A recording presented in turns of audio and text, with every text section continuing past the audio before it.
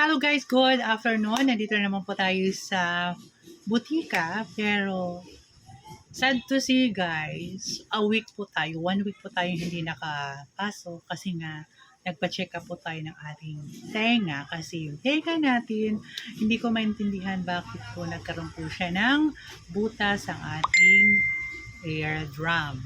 So, ayun, nagpa-check up tayo, nalagasan na naman tayo.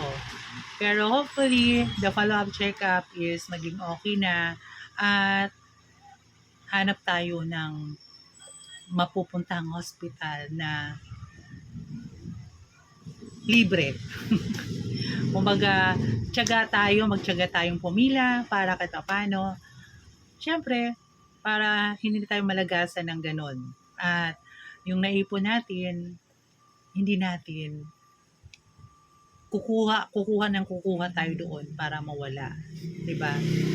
May nag-suggest sa akin na doon nga po pupunta tayo. So, pag follow-up check-up natin guys, by next month, doon na tayo pupunta para kahit papaano, sabi nga nila, pag may tiyaga, may nilaga talaga. So, hindi po tayo magbabayad. So, free po yun. Kaya, thank you. Naway maging okay po. So, thank you very much.